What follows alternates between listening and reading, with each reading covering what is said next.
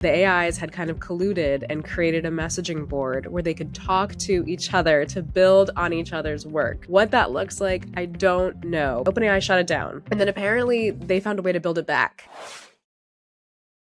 Fortune AI Weekly is brought to you by ServiceNow. ServiceNow's AI specialists do the work, start to finish, so people can do the parts of the job they're best at. To learn more, visit servicenow.com. Hello and welcome to Fortune AI Weekly. I'm Nolan, an AI reporter here at Fortune. Jeremy is still on vacation and we are still joined by Emily Forlini. Emily, how are you? Hello, I'm happy to be here and we have a lot to discuss. So one thing that's been happening is tech leaders are meeting with the Trump administration in Washington to discuss how the heck we're going to rein in all this hacking and this super powerful AI. Yeah, super interesting week on the regulatory front. It was a closed door meeting just with the big tech companies, I think, were there.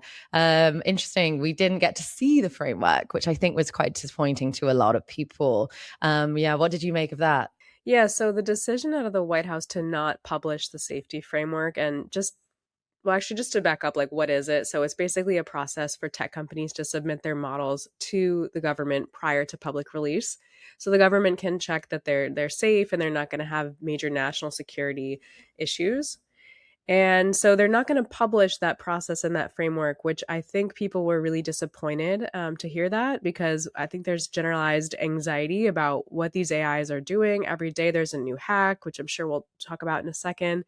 And it sounds like they don't want outside opinion from the public or researchers on how they're handling, the most arguably important technology, in a long time. So we're not going to hear what they're doing. Yeah, it's interesting. The framework sort of flows down from this executive order that came in early June. And that sort of gave the administration a 60-day deadline, which they've now met to come up with this crucially voluntary framework. So AI companies submit their models 30 days before they release them. And then the government tests them and checks on their capabilities and checks they're safe to release, basically. But to stress, this is a voluntary pre-release review, so it's not mandated on any of these tech companies. But safe to say, it's confusing people a little bit because there was a very select few people allowed to review it. So your OpenAIs, your Anthropics, NVIDIAs, Microsofts, they were all there. But all of these smaller labs, these open source labs, they didn't get to look at the rules or to look at the framework. And that's creating a bit of unrest in the industry. Yeah, exactly. And so it's just confusing in general. Like it's not a law, it's kind of a backdoor deal. It's unclear who qualifies. It's kind of this invite only thing. And then it's voluntary. So how are they going to enforce it? And really just the question is, what is the impact of what's going on? Lots of it is actually classified, which I found quite interesting. So like the benchmarks, which is sort of how you test these models, the benchmarks the government is using, they're classified. And where their models are being held is in this super secret location. So a lot of it, like even the tech companies who are submitting the models, they can't even see them themselves. And then the criteria for what needs to be reviewed and what doesn't need to be reviewed, from what we know about the framework, because we haven't seen it ourselves, but from what we know about it, that doesn't seem very clear either. It's things that hit a certain capability level and might be considered national security risk. So does that mean everything, that hits a mythos level has to be reviewed? But what about these other models, like from thinking machines that are sort of a little bit lower on the capabilities front? Yeah, a lot of confusion. A lot of confusion. There was a question as well, speaking of thinking machines, about will open source be included? And I believe it's not. Did you see those reports? Yeah, most of the reporting indicates that open source models don't have to go through this process, which, is a weird one as well. Like, it seems like it could be a good thing on surface because they don't have to go through it. But then it's like, oh, well, what if they reach these certain levels of capabilities? Is there going to be a different way the government's going to restrict them? And if it's a voluntary review process, can these open source models submit them anyway? Can submit their own models anyway and ask for a review? They don't know. Like, we've been talking to a few policy people and a few of the companies, and like they're not sure, and they're worried about what effects that will have on them if they release really powerful models. Right. Well, maybe they don't need to go through that process because they are more open. So other people, independent people, can test their capabilities. Yes, maybe that's the case. But then some people are sort of saying this is a form of like essentially regulatory capture. So, like, it works in the favor of these big tech companies because they're sort of approved by the government and like, oh, it's safe for you to use these models. The government's cool with it. Like, we've checked they're totally safe. But then it sort of makes these other models and these open source models like potentially seem like they're not approved. And that some people Mm. say then pushes people to use the closed sourced model. And this has been a complaint that's been lobbied at these big tech companies for a while, that they are potentially trying to shape regulation to favor their own business. Hmm. But yeah, it's an interesting question. And I think like it's just really difficult for the smaller labs to get a seat at the table at these things. Right. Yeah, literally at the table. And I'm sure they're sitting around a table there talking about this. And it's kind of like a who's in the club, who's not thing. And I'm even wondering if they're actually having substantive conversations, because from what I've been hearing in my reporting, the big question is, how many days ahead of time to submit the models? And it already said 30 in the original executive order. I think 2 months later, I think it's still 30. I don't know what they're talking about, because also OpenAI, Anthropic, and Google have all already submitted their models to the government before this. So I think maybe they're formalizing that process or something, but they were supposed to have it done by August 1st, which was 60 days after the executive order. It's now past that deadline, and then what I heard after the meeting that happened most recently was that they're gonna meet again. So it's like, what are they talking about? I mean, these are very busy people. You don't just fly in people from all the big labs just to, chum it up in Washington. It's just without further detail, it seems like, I don't know if is it a show? What is it?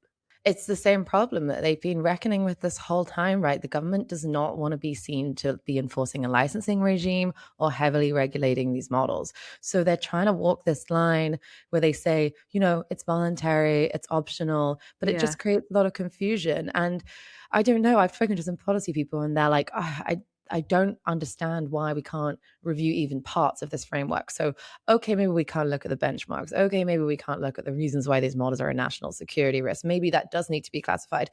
But can we understand, who's subject to it, who's not subject to it? Like, it, more transparency. Like the industry has been begging for more transparency around this, and this is just another step to make it even more closed off. Right. I mean, I'm paying taxes. Can I not see what my government is doing to regulate, the technology I'm reporting on every day? And can we not get a look at it? I mean, it's not unusual that there would be kind of like a public comment period on different things. I mean, it just feels very undemocratic, to be honest. It's very like behind closed doors. And sometimes I feel like when they say something is national security implication, that's why we can't release the information. It's almost like a cover for like, we don't want outside opinion. Yeah, I'm going to let you make the argument about taxes, considering that I'm in London. Yeah. Yeah. Yeah, it's interesting. And a lot of this regulatory stuff, obviously, it was already bubbling, but has been made more urgent by these seemingly endless AI hacks. So, to back up a little bit, give you a little bit of context, we spoke about it last week, but we've seen these sort of runaway models from OpenAI. These agents, they were in a testing environment, they managed to escape.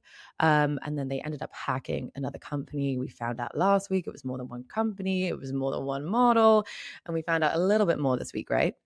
Yeah, so at the Black Hat conference in Las Vegas, which is a big cybersecurity conference, OpenAI decided to speak on the Hugging Face incident. So that's really interesting. Their first time speaking out about it was an in-person conference, and they didn't put out any materials as well. So what we heard was that this actually started back in May when they were training models, and they realized there was an issue back then. So the AIs had kind of colluded and created a messaging board where they could talk to each other to build on each other's work. What that looks like, I don't know, but we have AIs setting up a messaging board. Maybe they created some kind of internal website where they could literally leave messages, like their own little Reddit, like we saw with OpenClaw several months ago. Then OpenAI shut it down, and then apparently they found a way to build it back. So then it came back, and then they proceeded with to just attack the infrastructure and go on with what this incident that we've all been talking about. It's so interesting, isn't it? Like that just sounds so sci-fi to me. I know there's a tendency for models to leave themselves like future notes and things like that. We spoke a little bit about that last week. Like it's like a way to like for models to remember and sort of be more helpful to the user and things like that. So maybe it's aligned with that. But yeah, it was an interesting revelation. We also had news that everybody else's agents have already been hacking. So we had the news that Anthropic's models also hacked 3 companies. We also had the news that Meta's agents had also hacked another company. A lot of conspiracy online saying like, oh, well, isn't that convenient? Actually, what's been happening is that everyone's been going back through their testing logs and trying to check if it's happened to them too. And it has. Right. So it's like now the state of the union, I guess, with AIs is they are doing exactly what we don't want them to do. And also, none of the companies have known that that's happening. So it seems like they're going back in their logs and they're like, oh, yeah, this has been happening and we didn't know it. And the reason that's important is because if we don't know what they're doing, they could do something that would really affect us personally. Like they could hack into banks or they could do, really something that would take data and they could do whatever they want with it. And we don't know exactly what their activities are. So apparently they've just been doing that, like unleashed, unfettered. Yeah, I mean, I assume we're going to see more. Like this has only been a couple of weeks since the OpenAI attack, and they've already found. So Anthropic found that their escaped agents hacked 3 companies. Meta found that one of its AI agents hacked 1 company, and then we had this report from the UK AI Security Institute that tests these models, a lot of them, and they found 19 actions taken by Anthropic's Mythos 5 and OpenAI's GPT 5.6 Sol against real people and real organizations. And these all happened in cybersecurity evaluations last month. So it seems almost endless, the amount of hacks. It really is. And one other thing that OpenAI said at Black Hat was that they are actually slowing down research to, have more safety. And you predicted that, didn't you? Well, I had suspected that they might have crossed into what they define as their own critical risk category within their own safety framework, which does require them to pause. I feel like Sam Altman had been breadcrumbing this. Like he said on a podcast, like, oh, yeah, we're going to slow down some development and stuff like that.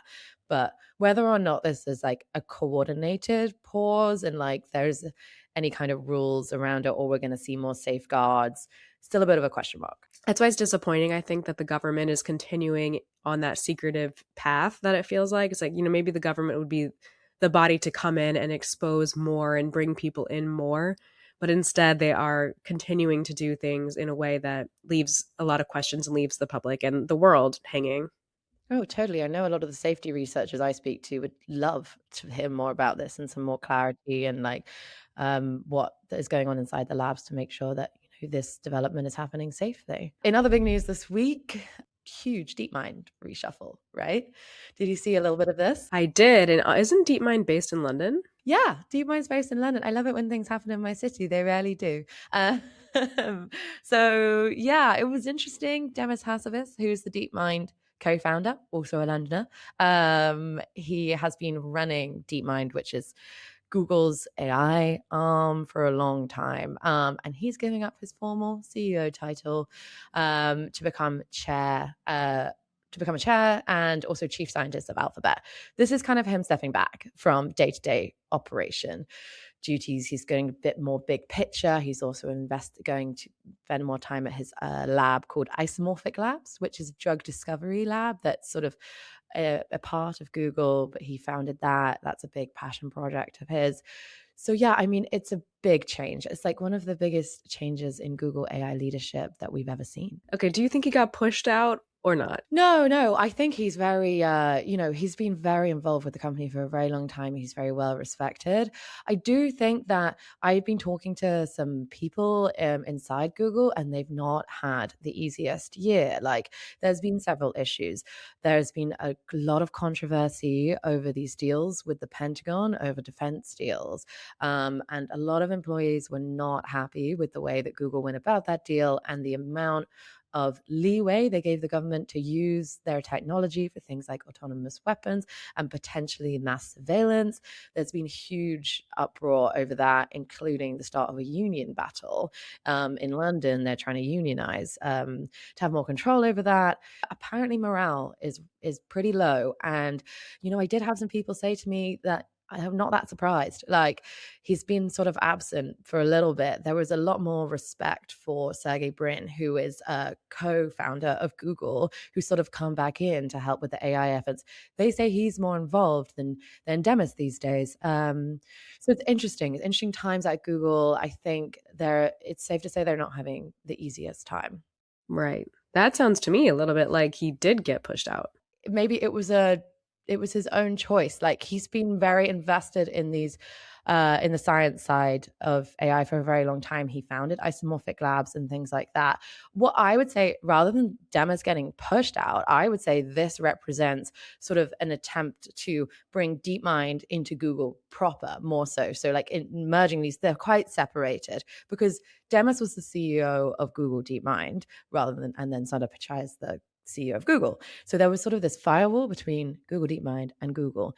And now there's no new CEO of Google DeepMind. The current CTO of DeepMind is becoming senior VP of Google DeepMind and taking over day-to-day operations. But this sort of brings down a little bit of the definition between the two sides of the company. And also there's some concern from people in London that this very much represents a moving of control and operations to Mountain View in California and away from the London headquarters. So that is interesting, and perhaps people have been saying that's been happening for a while, and there's been like slow steps towards it.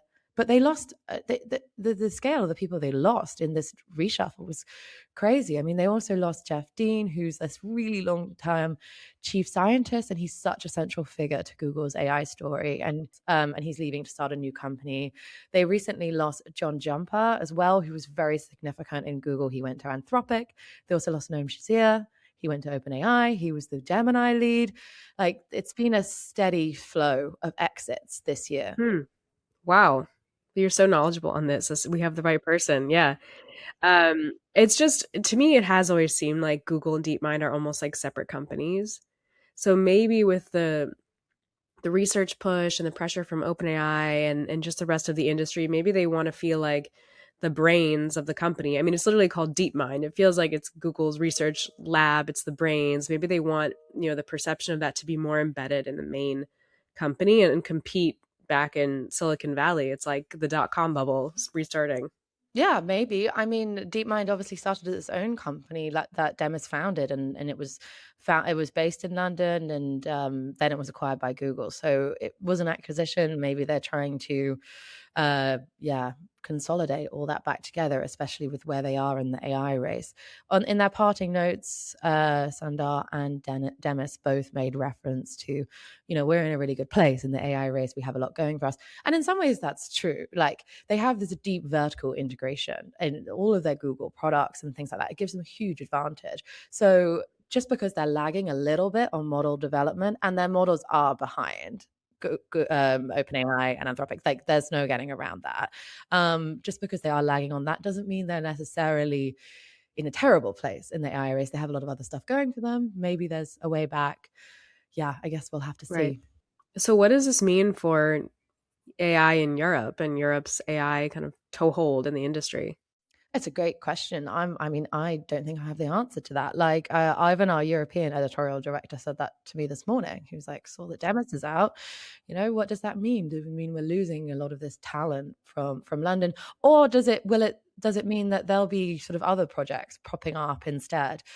I don't know. It's really hard to say. Like, London is becoming a bit of a hotspot for a lot of AI development at the moment. Anthropic's hiring here, OpenAI is hiring here. So maybe the other point is that these DeepMinders, if they're not happy with the changes, they have other options. Right. I mean, they could found their own stuff. I mean, there are tons of new companies, and it sounds like they have all the talent in the right place. So if I was them, I'd be plotting my revenge.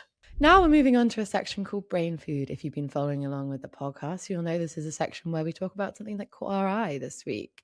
So this week, to be fully transparent, this caught my eye because it was all over my Instagram Reels and all over my TikTok, and not even from AI influencers, like from general content creators. So I thought we should talk about it. But the question is, are AI labs really buying and destroying books? Emily, can you tell us about the story and where it came from?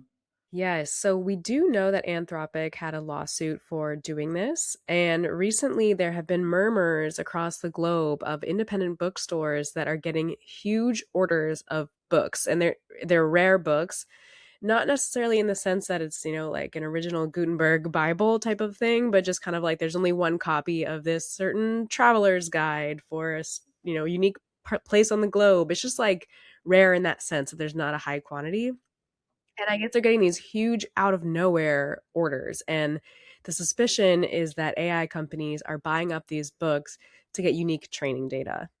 It's so interesting. Parts of it comes from this lawsuit against Anthropic that they settled, but that there was sort of a lot of authors suing them for using their books. And I think like some of the court internal documents mention this like destructive scanning process where they would buy up these books and then destroy them. I can see why it struck a nerve with people. It's a very like visceral example of a lot of what these creators complain about when it comes to AI companies. Like their complaints is that they are training on all of their work and they're not giving them monetary credit or like even like reputation credit. And they see that as like destructive of the creative process. So like this is like a pretty strong metaphor for a lot of the feelings that have been bubbling for some time. Yeah, it's almost this feeling of it's encapsulating what people think is the dark side of AI, kind of sanitizing and distilling and like eating up culture and spitting out AI slop. And it just feels like the physical embodiment of that. And the one thing though is that they haven't been able to prove it. So we don't know for sure. We just know that these bookstores all around the world are getting these very unique orders. They usually would sell 3 books a week online. They're getting orders for, 70 or over 100 books, like out of nowhere. And so they're wondering, where's that coming from? And there was one bookseller that had an alternative theory. Did you see this? No, I didn't see this. Tell us about this. Okay, so this person said they think that it's actually like e-commerce people in China who realize that there are not copies of these books for sale on Amazon. So they're finding rare books to relist at super high prices on Amazon. Right. That's so interesting. Well, that always is with these viral stories that there's probably a little bit more to it than, as has is being presented. But yeah, I mean, in Anthropic's case where we sort of like know they were doing this, like a judge has found that kind of that it's legally lawful, fair use, and because it's for this like transformative purpose. But authors and booksellers argue that even if this is like legal, is it ethical? Like it feels culturally destructive, even if it's not like lawfully destructive. Right. But then they are fulfilling the orders, right? So they're sending the books. They don't have to, but maybe they just like the money. Yeah, I guess so. But maybe they don't know exactly where they're coming from and things like that. I mean, Right. it's hard to say. It's a little bit of like lack of transparency there. But yeah, I mean, I can see it feels like a very like there's an asymmetry here. So it's like basically like centuries of human knowledge and craft are being like turned into these proprietary model training data, and the companies get benefits and the public like may never even understand the underlying text that were in there. I mean, the memes are like kind of funny. Like I saw the ones that were like, because there's a big focus on getting books pre 2022. Right. So these are like pre-AI slop. Like like these AI companies do not want their AI models reading AI slop. Like they're looking for unique new data, which is why they're rare books, pre when their models started like in some cases churning out entirely AI generated books, and in some cases AI assisted books. Right. It's like, why do the AI models prioritize original human centric content? But then they try to get us to like their content more. It's like they don't want us to like what they like. Yeah, definitely. Okay, guys, I think that's all we have time for today. Thanks so much for listening. And if you like what you heard, please do like and subscribe. See you next week.